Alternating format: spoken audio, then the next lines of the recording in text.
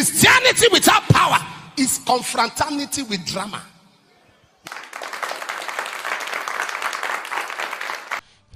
There are churches, people come, they just take sand. Somebody sent me a video about 2 weeks ago, and I told him I was going to rebuke him publicly. So I'm not saying this. One of the things about ministry ethics is you must keep secret.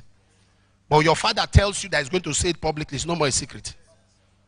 I said that others can learn. He sent me a video, and I said, somebody came, they saw somebody at night taking sand from around the church, and they were filming him.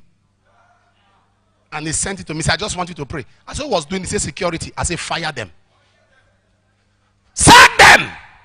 Somebody was taking sand around the church, and they were looking at him. And he took the sand and left. And they sent you video.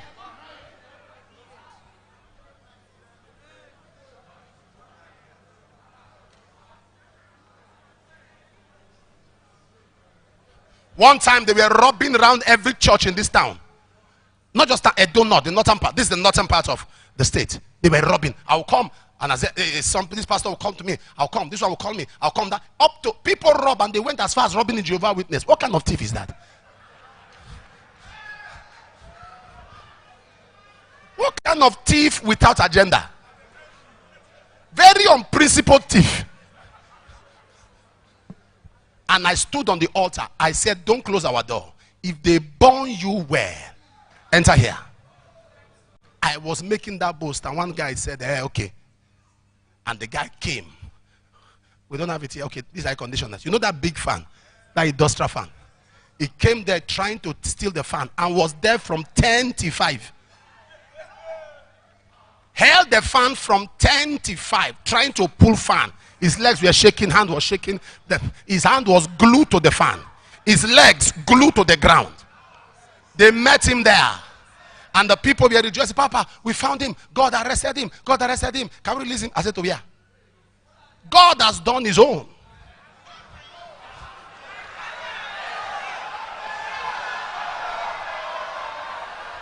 There are the young men that carried Ananias and Sapphira. I told the youth, they said police. I said, leave this one. Which police? Where are the youths? I said, take him somewhere. The only thing I guarantee you, don't kill him. Every other thing, do to him. But don't kill him. Don't kill him. That's what we are told. Thou shalt not kill. Any other thing?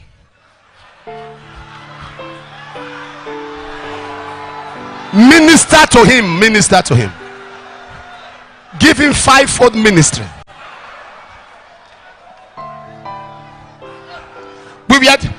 Some of us don't know how, some of our pastors here don't know how the church in Esan, how we broke through Esan district. I sent people to go and check for the place for us to do crusade. A young tout in the town said, they tell apostle that for him to come here, he must first deal with me. And I said, what are we waiting for? We are praying against strong man. One has identified himself. Invade the place. And they invaded the place, and they said, you said? He said, yeah. They just carried him, put in the boot. Straight, and just drove off. Took him to a place and sat him to ask him questions. They said, you have been doing this. It was so bad that even the authorities fear him. When you report to the police, they are worried. We said, don't worry. We know how to handle this kind of people. We are helping the government.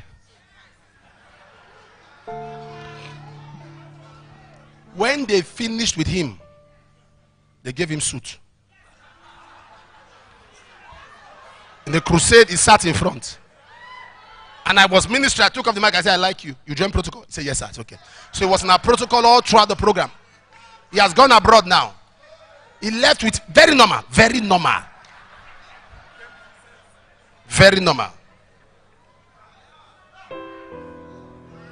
Now, listen to me. Listen to me. We are in a generation when there are said, do you know in the midst of the rascality in the north, there are some churches that can't be touched? Those of you from the north know what I'm talking about. There are some churches that cannot be touched. We are in a generation where the nomenclature has changed. Yeah, it has changed. We are in a rascally generation. You can't be too gentle and settle. you need some level of madness. I'm being honest to you. To survive this wickedness. And they did that to them and wounded him, and they departed. So do you know there's nothing as painful as impunity? You do it and you are telling people, what can you do? Do it and departed. Messed him up and departed. There are some of you, one of the things you are praying for and your heart is bleeding is that there are certain things people have done against your ministry and you are seeing them still thrive. Nothing has happened to them. Your heart is boiling that these people can do this thing and just walk away like that. And when one person does it and walks away, another person will do it and walk away. And they departed.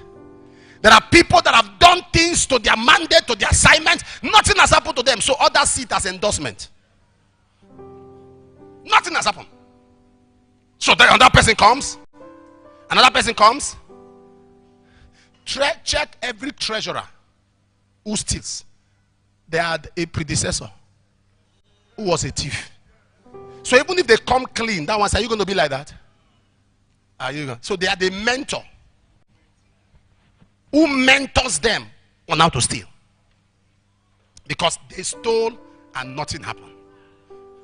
So you took them out, and the next person who came with all honesty. They said, "Hey, don't try it. This is your opportunity." So that one becomes a thief again.